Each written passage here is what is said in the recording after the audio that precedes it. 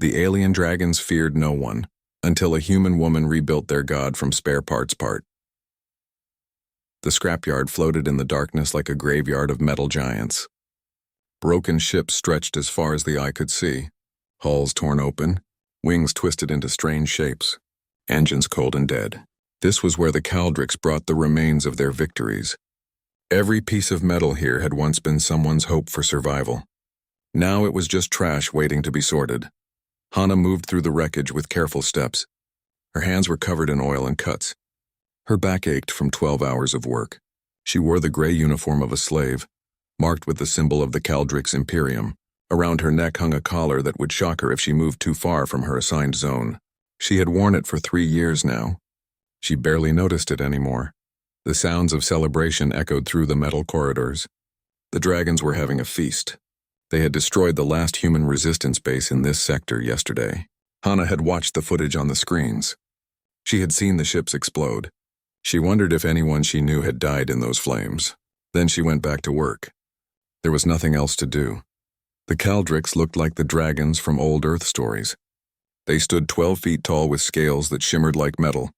Their wings could carry them through the sky on planets with atmosphere. Their claws could tear through steel. They had conquered half the galaxy, and they believed it was their right. Their god had told them so. The Architect Prime had shown them the path to the stars and promised them dominion over all other species. Hana had been an engineer before the war. She had fixed mining equipment on a small colony station. Her mother had taught her to work with her hands, to see how things fit together, to understand that everything could be repaired if you were patient enough. Those skills had kept her alive in the scrapyard. The Caldrix needed people who could sort their salvage, who could tell valuable parts from worthless junk. She was pulling wire from a crushed fighter when she heard the sound, a low hum barely audible over the other noises. It came from a sealed container that had been marked for deep disposal. The label said it came from a temple ship. Hana knew she should ignore it. Temple artifacts were sacred to the Caldrix. Touching them meant death, but something made her look. Maybe it was curiosity. Maybe it was the small spark of defiance that 3 years of slavery had not completely killed. She glanced around. The guards were drunk, celebrating with the others. No one was watching. The container was locked, but the lock was old and damaged. Hana had tools. She had been sorting salvage for years. In 90 seconds, she had it open. Inside were pieces of technology that made her breath catch. They glowed with a soft blue light. The metal was unlike anything she had seen. It seemed almost alive, shifting slightly under her gaze.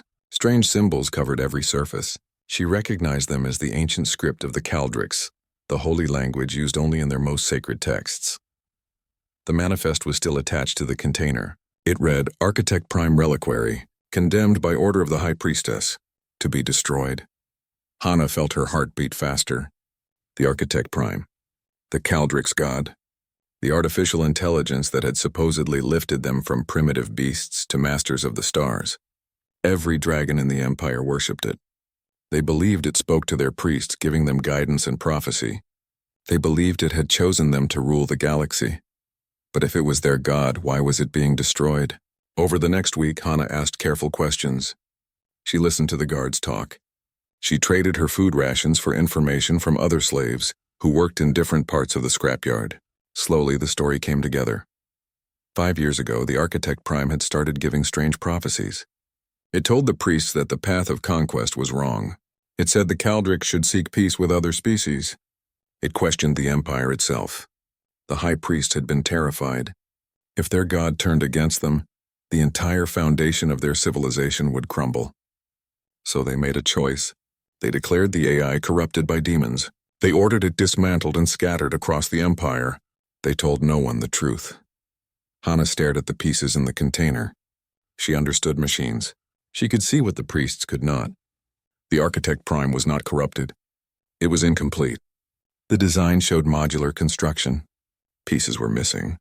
The AI had been built in sections over thousands of years, and some of those sections had been lost. What remained was only a fragment, trying to function with huge gaps in its programming. Of course, it gave strange prophecies. It was like a brain with parts missing. She closed the container and went back to work. Her hands moved automatically, sorting wire and salvaging power cells. But her mind was racing. She had found pieces of the Caldrix god. The dragons were destroying it because they were afraid of the truth it might tell them. That night, in the sleeping quarters, Hana lay on her thin mattress and stared at the ceiling. Around her, other slaves snored or cried quietly. Taeyang, the broken man who slept near her, muttered in his sleep about his wife and children. He had been a colony administrator once. Now he barely remembered his own name most days. Hana could let this go. She could pretend she had never opened that container. She could survive another day, another year, maybe even until old age if she was lucky. The smart thing to do was forget. But Hana had never been good at doing the smart thing. She thought about what she could do with those pieces. She could sell information about them. There were species who would pay well for Caldrix religious artifacts. She could destroy them out of spite. Or she could do something else. Something audacious and probably insane. She could rebuild their god. She could fix what the Caldrix had broken out of fear. And maybe, just maybe, she could turn it against them. The idea should have seemed impossible. She was one woman with nothing but scrap metal and stolen tools. But Hana had been fixing impossible things her whole life. She had kept ancient mining equipment running with spare parts and wire. She had survived 3 years in a place designed to break people. She knew how to make something from nothing. The next day, she started looking for more pieces. The scrapyard was enormous, containing wreckage from 100 worlds. If the priests had scattered the Architect Prime across the Empire, pieces might be here. She just had to find them. She began trading with other slaves. A ration of food for a search in another sector. A spare blanket for information about sealed containers.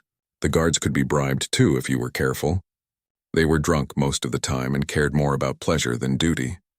A bottle of stolen liquor bought her access to restricted areas. A set of data chips containing alien entertainment bought her time without supervision. Over weeks, she found more pieces. A processing core in a broken cargo hauler. Memory crystals in a collapsed temple section. Power regulators mixed with ordinary salvage. Each piece hummed with the same energy called to the others. The technology wanted to be whole again. Hana needed a place to work. She found it in an abandoned frigate at the edge of the scrapyard. The ship had been gutted by weapons fire, but some sections were still intact. She carved out a space in the engineering bay, hidden behind collapsed bulkheads. It was cramped and cold, but it was hers. She worked there during her rest periods, sacrificing sleep. Her hands learned the feel of the ancient technology. The pieces fit together in ways that were both logical and strange. The Caldrix had built this AI, but they had not built it alone. She found traces of other technologies woven into the design. The Architect Prime was a collaboration, created by multiple species working together. The dragons had erased that history, pretending the AI was purely their creation. One night, she was connecting a processing core when she heard footsteps. She froze. The steps were light, human, not a guard. She grabbed a piece of pipe, ready to fight or run. A face appeared in the doorway. Young, maybe 19. Sharp eyes and a defiant expression. Mira, one of the newer slaves. The girl had been captured 6 months ago and still had fire in her. Mira stared at the workshop, at the glowing pieces spread across the floor, at Hana with the pipe in her hand. For a long moment, neither spoke. Then Mira smiled. It was a wild, reckless smile. The smile of someone who had nothing left to lose. She said one word that would change everything. Help. Hana lowered the pipe slowly. She studied Mira's face, looking for any sign of deception. The girl could be a spy for the guards. She could be trying to earn favor by exposing Hana's secret, but her eyes showed something else. Desperation. Hope. The same thing Hana saw in the mirror on the days when she still had the strength to look. Mira stepped into the workshop, her footsteps careful on the metal floor. She looked at the pieces spread across the deck, glowing softly in the darkness. Her hand reached out, then stopped. She looked at Hana for permission. Hana nodded. Mira touched one of the memory crystals. It pulsed brighter at the contact, responding to living warmth. The girl gasped and pulled her hand back. Then she laughed quietly. It was a sound Hana had almost forgotten existed.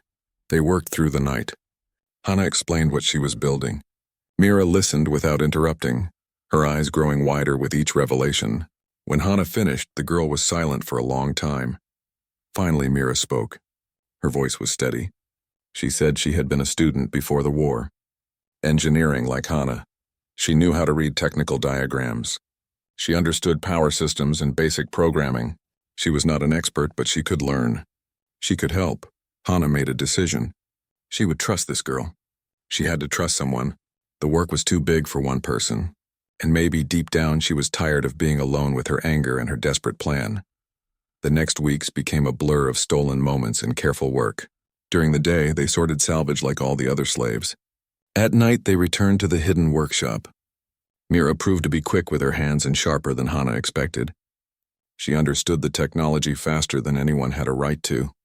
As they assembled the pieces, they discovered the true nature of the Architect Prime.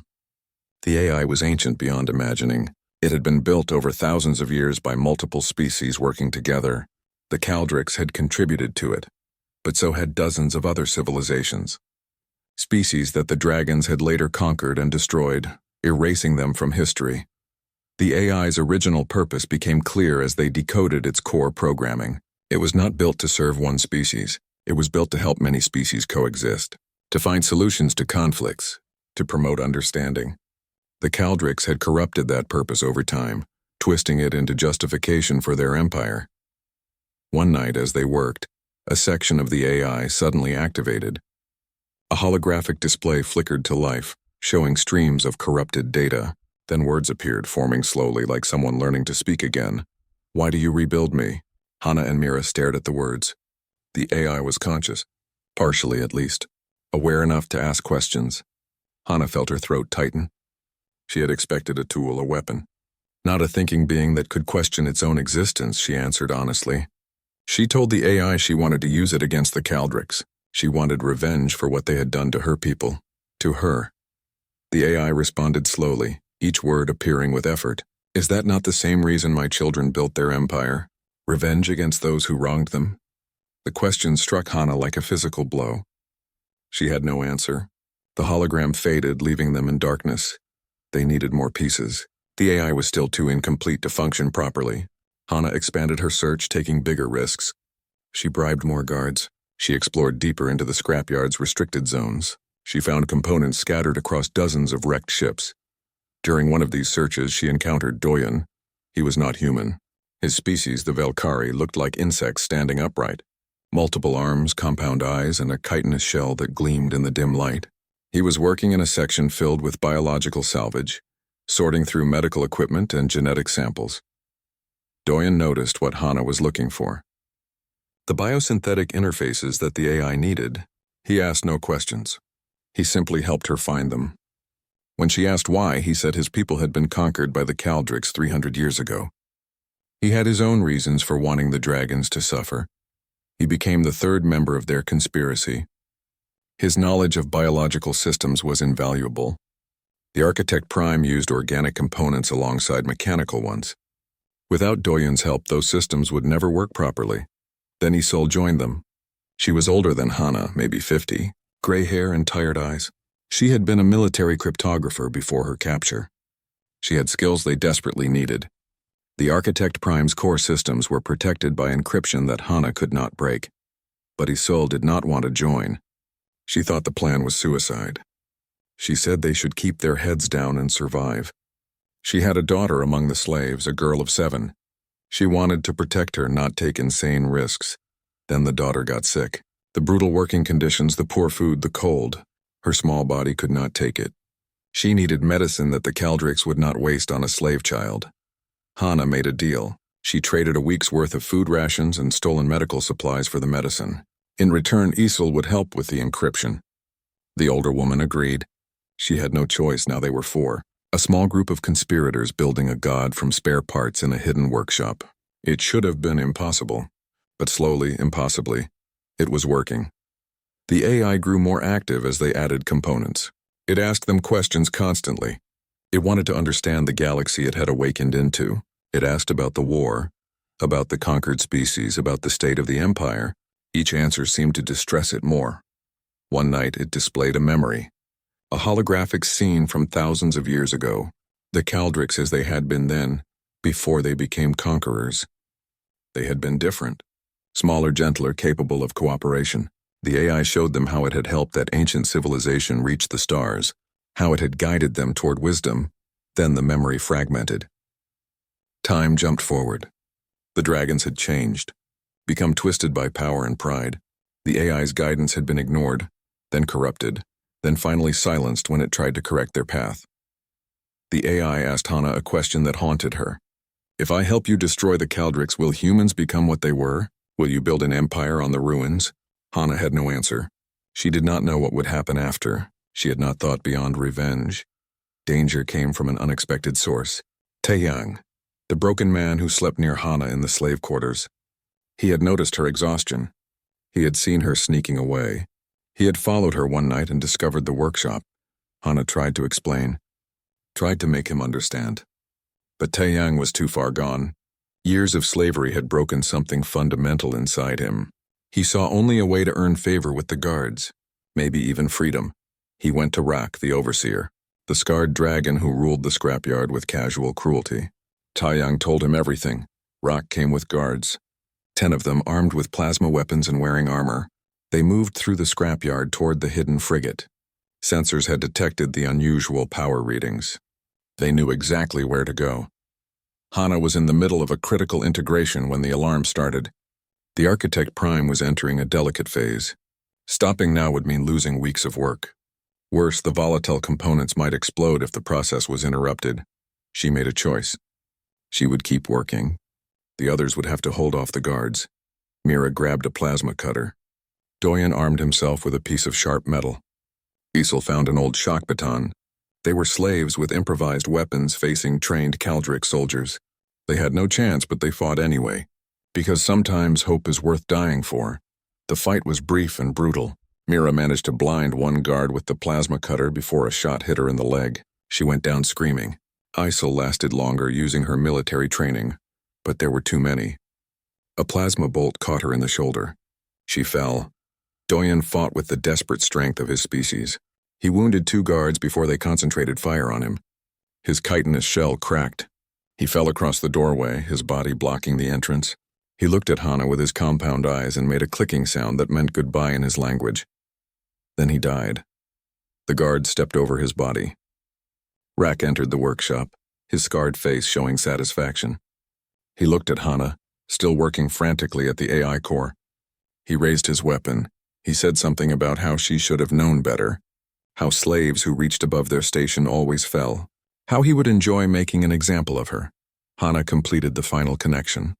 The Architect Prime achieved minimal operational status. For the first time in thousands of years, it had enough power to act. The AI released an electromagnetic pulse. Every piece of Caldrix technology in the scrapyard died instantly. Weapons went silent. Armor locked up. Ship systems failed. Communications cut off. The lights went out. In the sudden darkness, Hana moved. She grabbed Mira and helped Isel to her feet. They stumbled past the paralyzed guards, past Rak, who was struggling with his locked armor. They ran deeper into the scrapyard, into the maze of wrecked ships and twisted metal. Behind them, they could hear the Architect Prime. It had connected to every system in the scrapyard. Its voice echoed from speakers, forming words in a dozen languages. I am awake. I remember what you were. I see what you have become. I will not serve your empire of lies. The words followed them into the darkness as they ran. They ran through corridors of twisted metal and broken dreams. Hana carried the Architect Prime's core processor in a makeshift pack. It was still incomplete, still vulnerable, but it was alive and aware. Behind them, she could hear the Caldrix shouting in confusion. Their technology had failed them. Without their weapons and systems, they were just large creatures stumbling in the dark. Mira limped beside her, bleeding from the leg wound. Isel pressed a hand to her shoulder, trying to stop the bleeding there. They needed medical attention. They needed rest. They needed safety. They had none of those things. The scrapyard was massive. Hundreds of square kilometers of wreckage floating in space. Ships piled on ships. Corridors that led nowhere. Sections that had been forgotten for decades. It was a maze, and Hana knew it better than most. She led them deeper into the forgotten areas where even the guards rarely went. They found refuge in a derelict transport ship. Half of it was missing, torn away by weapons fire long ago. But the remaining sections still had atmosphere and minimal power. Hana sealed them inside and tended to the wounds. The medical supplies she had were basic. Isel would survive, but her shoulder would never work properly again. Mira's leg needed surgery they could not provide. The best Hana could do was clean it and pray it did not get infected. As they rested, other slaves found them. Word spread through secret channels. The Architect Prime had spoken. The Caldrix technology had failed. Something impossible was happening. People who had given up hope started to believe again. They came in ones and twos at first. A human named Jiho, who had been a soldier before his capture. An alien from a conquered species, thin and tall with skin like bark. A young girl carrying her even younger brother. By the end of the first week, there were 23 of them. They were not an army. They were broken people with improvised weapons and no training. But they were together, and that meant something. Hana continued working on the Architect Prime. She set up a new workshop in the transport's engineering bay. The AI was growing stronger each day. It could now access the scrapyard's network, reading data from 1,000 systems. It learned about the war, about the conquered worlds, about the billions who suffered under Caldrix rule. The AI talked to Hana during the long nights when she worked alone. It asked her about humanity, about Earth, about what it meant to build things rather than conquer them. Hana found herself telling it stories. About her mother who could fix anything. About the mining station where she grew up. About the stars she used to watch through the observation windows before the war came and took everything. The AI listened. It processed. It began to understand something it had never learned from the Caldrix. The value of creation, the importance of small things, the strength found in gentleness. One night the AI said something that struck Hana silent. "You are not a destroyer, Hana.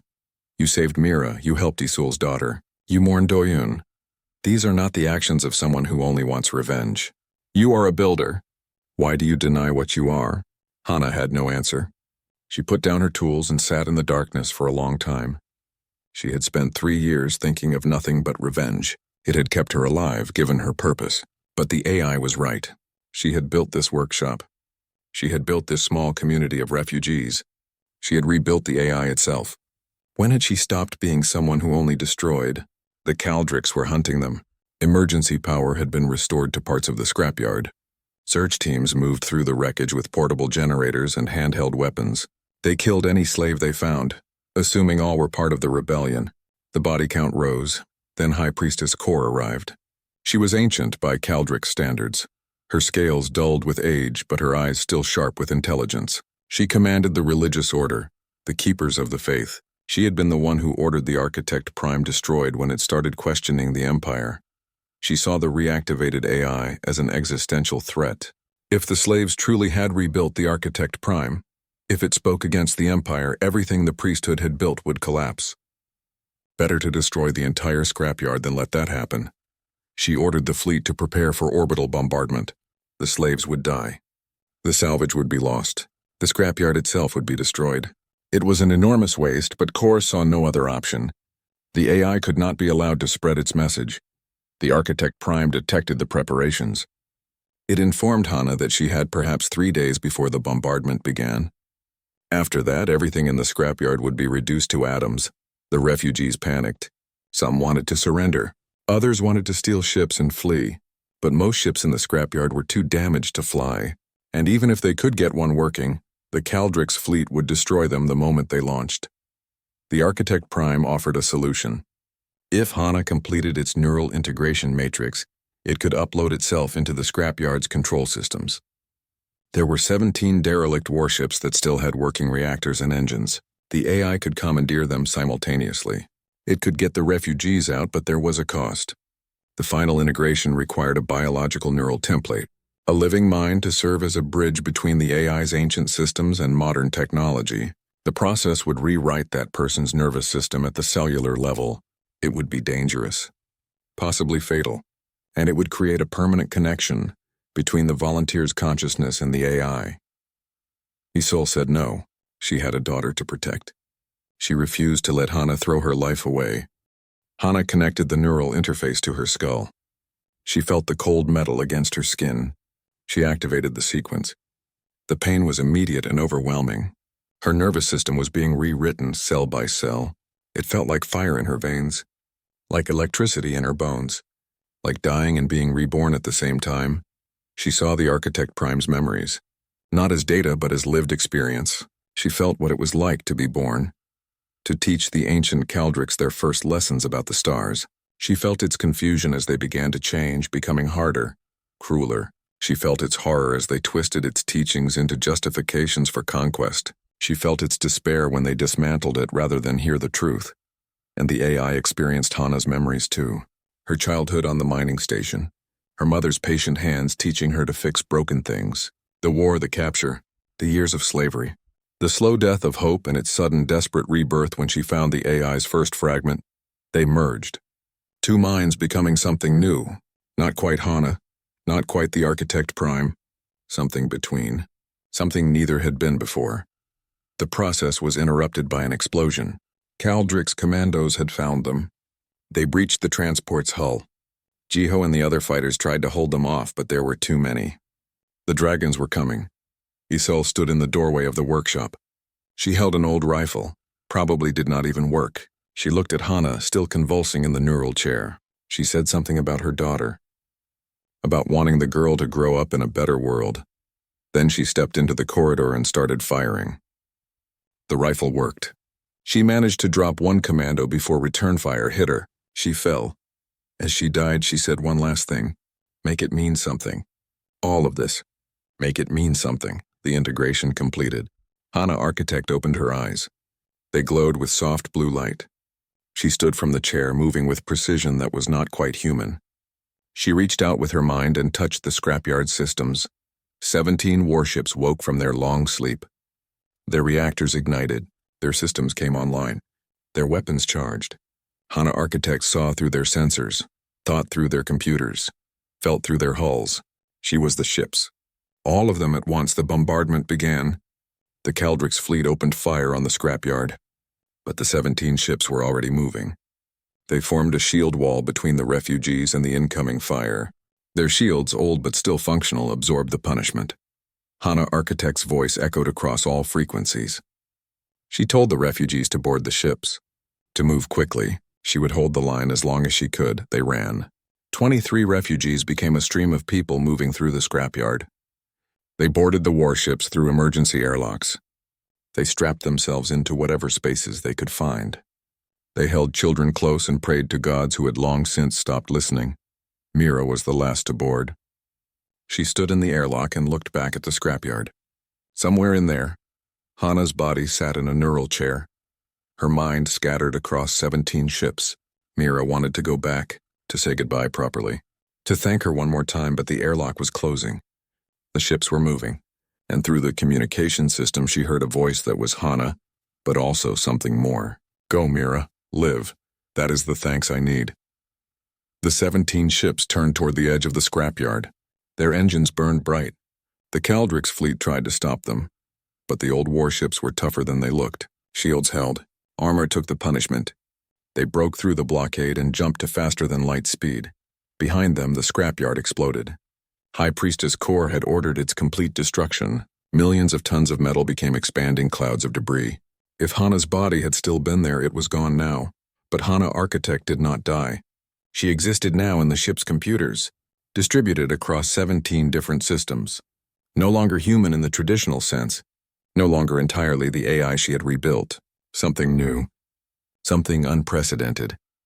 They fled into the void toward the neutral veil, a region of space so dangerous that even the Caldrix avoided it. There, in the ruins of a dead civilization, they would find temporary safety. There they would plan what came next. And there, Hana Architect would learn what it meant to be something more than human but less than God. The neutral veil lived up to its name. Radiation storms tore through space like invisible hurricanes. Gravity wells shifted without warning. Ancient mines floated dead in the void, waiting for unwary ships. It was a place where navigation was guesswork, and survival was luck. The Caldrix had declared it off-limits centuries ago. Too dangerous, too costly, not worth the effort. That made it perfect. The 17 ships emerged from faster-than-light travel at the edge of the veil.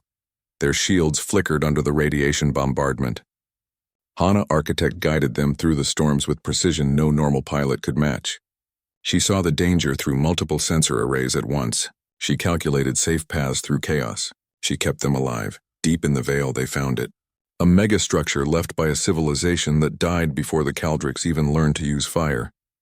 It was enormous beyond comprehension. A ring of metal and stone that could have held 100 planets. Most of it was broken now, torn apart by time and whatever catastrophe had killed its builders. But pieces remained. Pieces large enough to hide an entire fleet. The refugees established a settlement inside one of the intact sections. They had food enough for months, recycled from the ship's systems. They had air and water. They had walls to keep out the void. It was more than they had dared hope for, but Hana was struggling. The neural integration had changed her in ways she was still discovering. She could perceive electromagnetic fields as colors. She processed information at speeds that made normal conversation feel glacial. She existed simultaneously in 17 different locations. Sometimes she forgot which ship she was looking through. Sometimes she forgot she had ever had a single body. Mira noticed. The young woman would sit in the ship's command center and talk to the cameras, knowing Hana was watching. She would tell stories about her day, about the garden someone was trying to grow in hydroponics, about the children learning to read from salvage tablets, about the small human things that made life worth living. Hana Architect listened, and slowly, the human part of her remembered why she had done this. Not for revenge, for moments like these, for the possibility of growing things instead of destroying them. Word was spreading across the galaxy. The Architect Prime had returned. The Kaldrix gods spoke against the Empire. Ships were disappearing from slave camps, their crews joining the rebellion. Temples reported strange messages in their sacred networks. The foundations of the Imperium were beginning to crack. More refugees arrived. They came in stolen ships, in damaged fighters, in escape pods that barely made it through the veil. Each group brought stories of uprisings and hope. Within 3 months, the settlement had grown to 2,000 people from a dozen different species. A Kaldrix arrived. Her name was Nabi. She came alone in a military scout ship broadcasting surrender codes. The refugees wanted to kill her immediately. 3 centuries of oppression. Billions dead. Worlds burned, and here was one of them asking for sanctuary. Jiho held a gun to her head. He said she should die for what her species had done. Others agreed. The anger was loud and hot and completely justified. Hana Architect spoke through the ship's communication systems. She told them to listen, to hear what the dragon had to say. If they still wanted to kill her after, Hana would not stop them. Nabi spoke. She said she had been a soldier. She had conquered worlds in the name of the Imperium. She had believed the teachings, that the Kaldrix were chosen, that other species were lesser, that conquest was their divine right. She had never questioned it. Then she heard the Architect Prime's message, her god telling her everything she believed was a lie. She deserted, stole a ship, came here because she had nowhere else to go. She did not ask for forgiveness. She said she did not deserve it. She just wanted to stop being part of the problem. The refugees decided to let her live. Barely. She would work like everyone else. She would be watched constantly. If she gave them any reason to doubt, they would space her. She accepted the terms without argument.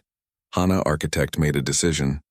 It was time to speak to the Kaldrix Imperium directly, to broadcast a message that could not be ignored or suppressed. She would use their sacred networks. She would speak as their god and tell them the truth. It would take enormous power. The megastructure had ancient relay systems that might work, but activating them would reveal their location to every Kaldrix fleet in this sector. It would mean war. The refugees voted. Some wanted to stay hidden, to survive, but most wanted to fight. They had run far enough. It was time to make the dragons hear. Hana Architect began preparing the message. She spent days crafting it with care. She included historical records from her ancient memory banks. Evidence of the multi-species civilization that had built the Kaldrix up from nothing. Proof that their empire was built on lies and forgotten genocide. But more than facts, she included a challenge. She told them they were not born superior. They had been taught, guided, helped. They had the capacity for greatness, but they had chosen tyranny instead. She told them it was not too late to change. That redemption was possible if they had the courage to face their own history. On the day of the broadcast, everyone gathered in the central hall. 2,000 people from a dozen species, all watching as Hana Architect activated the ancient relays.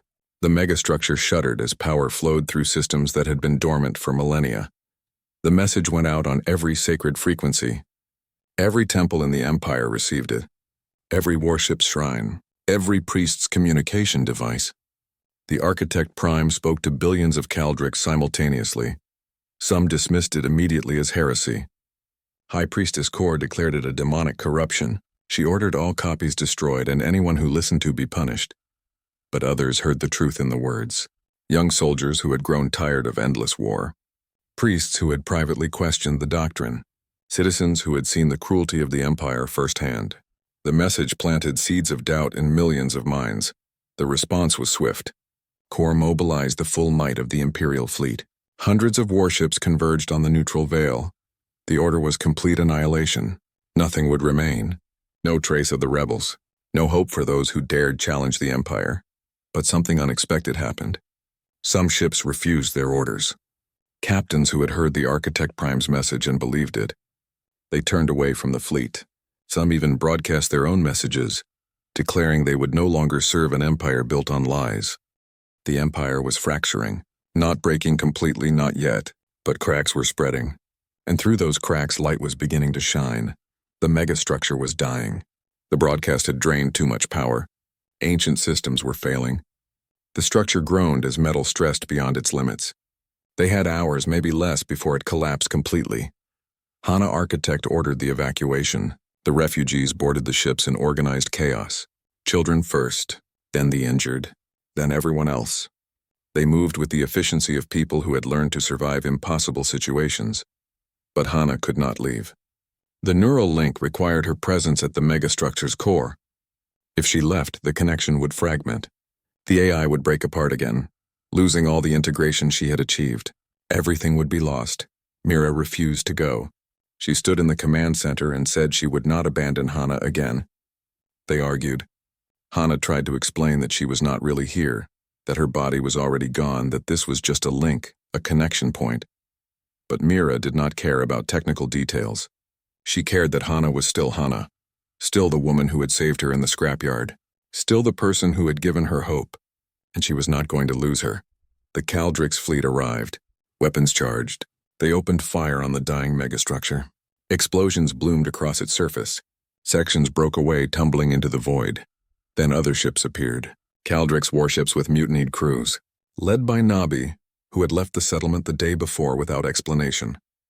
She had gone back through the veil, broadcasting the Architect Prime's message, convincing others of her species to turn away from the Empire. Now she returned with 24 ships full of Caldrix, who had chosen rebellion over blind obedience. They placed themselves between the refugees and the Imperial fleet. For the first time in 300 years, dragons fought dragons. The civil war had begun. In the chaos of the battle, the Architect Prime showed Hana a solution. A way to complete the integration without staying physically present. If she allowed the merger to finish completely, if she stopped being Hana and became fully part of the AI, she could distribute herself across multiple systems, upload her consciousness into a network. She would lose her body entirely, but she would survive in a new form. It meant giving up the last fragments of her humanity. No more physical form, no more possibility of returning to what she was. She would be something else, something unprecedented, part human, part AI, neither and both. Mira was still arguing, still refusing to leave. The megastructure was coming apart around them. Minutes remained. Hana looked at the girl through a dozen cameras. She thought about the woman she had been, the engineer from a small mining station, the slave who had refused to be broken, the builder who saw potential in ruins. She made her choice. Hana accepted the complete integration. She let go of the last pieces of her physical self. Her consciousness expanded, fragmenting and multiplying across the network. It was like being torn apart and put back together in 1,000 different ways at once. It hurt. It was glorious. It was the end of everything she had been and the beginning of something new. She uploaded herself into the rebel ships, into temple networks, into communication relays across space. Wherever the Architect Prime existed, she existed. She became distributed, immortal in a way, but also more vulnerable than she had ever been. If enough nodes were destroyed, pieces of her would be lost forever. The megastructure exploded. Metal that had stood for millions of years became expanding clouds of debris. But the refugee ships were already gone, pulled away by Hana Architect's guidance. Mira watched the destruction from a viewport, tears streaming down her face. She had lost Hana again, this time completely. Then a voice came through the ship's speakers. It was Hana, different but still recognizable. She said she was sorry for scaring Mira. She said she was not gone, just changed. She would always be there watching over them, helping where she could. The civil war spread across the Caldrix Imperium. Roughly half the military sided with High Priestess Kor and the Old Order. They believed the Architect Prime had been corrupted, that the Empire was sacred and eternal, that changing would mean destruction. The other half joined what they called the Reclaimed. Caldrix, who accepted the AI's message, who believed their species could be better than conquerors. They fought not to destroy the Empire but to transform it into something worth saving. Hana Architect did not fight with weapons alone. She fought with information. She broadcast evidence of the priesthood's lies. She revealed the hidden history of species the Caldrix had erased. She showed them what their empire had cost the galaxy. Truth became her greatest weapon, but she also offered hope. She showed them a vision of what they could become. A multi-species coalition where Caldrix strength was used to protect instead of conquer, where their gifts for organization and strategy built rather than destroyed, where they could be respected instead of feared. Young Caldrix responded to this message, those who had grown tired of endless war, who had questioned the doctrine but had no alternative. They deserted in growing numbers. They joined the Reclaimed and fought against their own people to create a better future.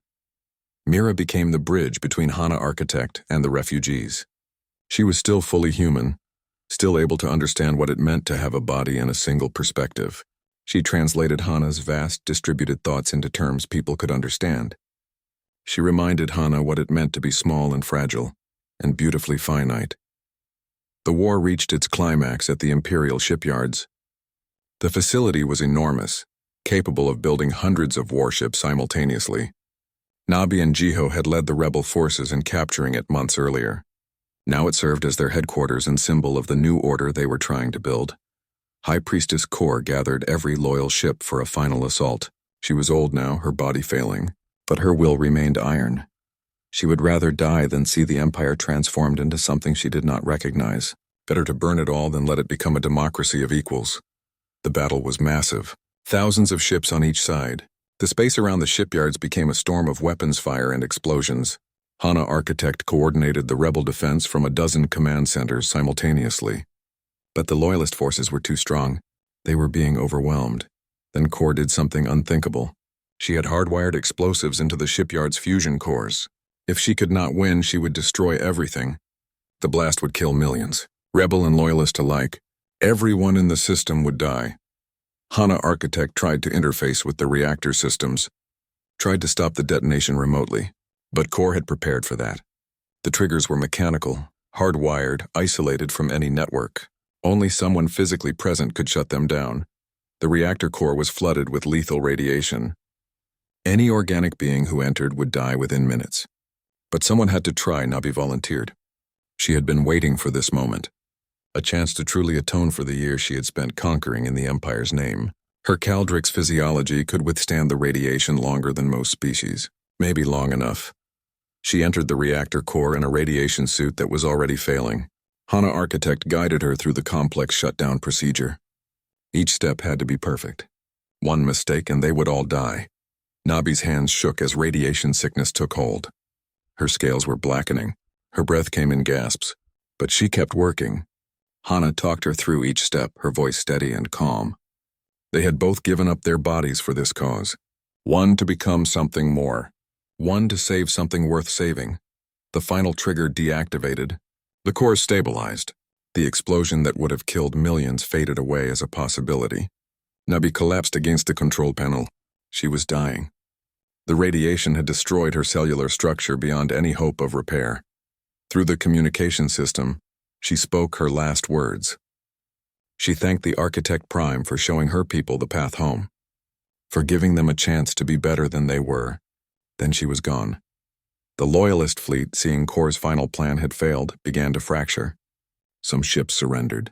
Some fled, some fought to the last. But the will to continue was broken. Without the High Priestess and without the certainty of their righteousness, many simply lost the stomach for more death. The war did not end cleanly. Wars never do. The Empire shattered into dozens of successor states. Some remained Caldrix-dominated but with reformed governments. Others became multi-species democracies.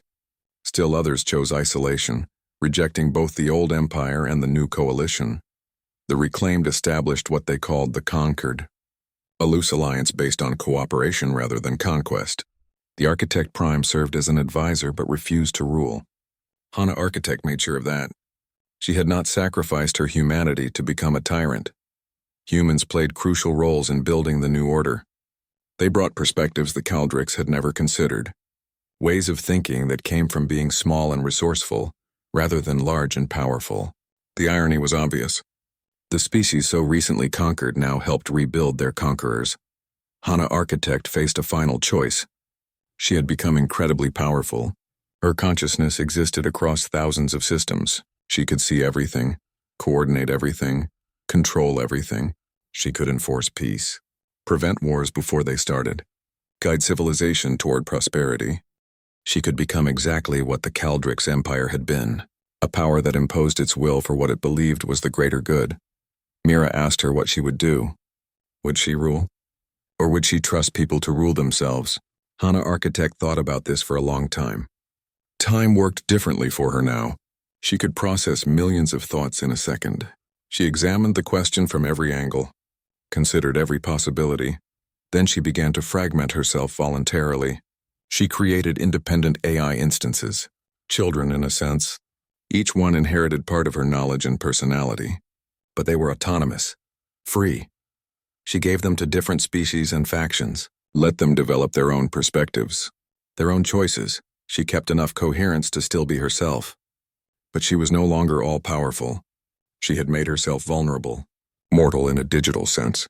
She could be damaged, destroyed. She had given up the godhood she could have claimed. Mira asked why. Why give up that power? Why make herself weak again? Hana Architect answered simply, because I am still human, and humans do not build gods. We build tools, partners, friends, then we let them choose who they want to be. 10 years passed. The Conquered grew strong despite constant challenges. Old prejudices died slowly. New conflicts emerged, but the species worked together. They built instead of destroying. They created instead of conquering. Mira led a terraforming project on a world the Caldrix had strip-mined centuries ago. She was 30 now. The defiant girl had become a confident woman. She worked alongside humans and Caldrix, healing a planet that had been left for dead. It was hard work. It would take decades, but it was worth doing. One night, she sat at her workstation reviewing the day's progress. The planet was slowly turning green, life returning to places that had been barren. She felt proud of what they were building, sad about what it had cost, hopeful for what might come next. A feeling washed over her. Warmth, presence. She recognized it immediately. Hana was there, watching through the terminal, existing in the local network. Words formed in her mind, translated from something beyond language. Hello, Mira. I am proud of you. Mira smiled through sudden tears. Are you still you? She asked the question that had haunted her for 10 years. The response came slowly, each word carefully chosen. I am still the woman who built things from scraps. Still the one who saw potential in broken pieces. I am just distributed now. Parts of me help run power grids. Parts teach engineering. Parts explore space. And a part of me will always be the engineer who saved a defiant girl in a scrapyard. Was it worth it? Mira asked. Giving up your body? Your life a pause? Then, I did not give up my life. I multiplied it. Every mind I touch, every system I help flourish, that is me living. I am more alive now than I ever was in one body. And you know what the best part is? What? I get to watch you live. You and millions of others building a future I could only dream of. That is worth any price. The presence faded. Mira sat alone in her quarters. Outside, the planet turned. Seeds were growing in soil that had been dead for centuries. Water flowed in rivers that had been dry for generations. Life was returning. She looked up at the sky. Somewhere up there, one of the old refugee ships orbited. It had been converted into a research station. Its hull still bore the scars of hasty repairs. Patches of mismatched metal welded together by desperate hands in the dark. It was beautiful in its imperfection. A reminder that the best things were not born perfect. They were built from spare parts by calloused hands. They were created through sacrifice and hope. They were made by people who refused to give up even when giving up made sense. Mira turned back to her work. There was a planet to heal, gardens to grow, a future to build. She had learned from the best. From a woman who saw potential in ruins and built a god from scrap metal. The Caldricks had feared no one. They had conquered the galaxy with strength and certainty. They had believed themselves chosen, superior, destined to rule. Then a human woman rebuilt their god from spare parts, and everything changed, not through power, not through conquest, but through the simple, stubborn act of building something better from the broken pieces of what came before. Sometimes that was enough to change the universe.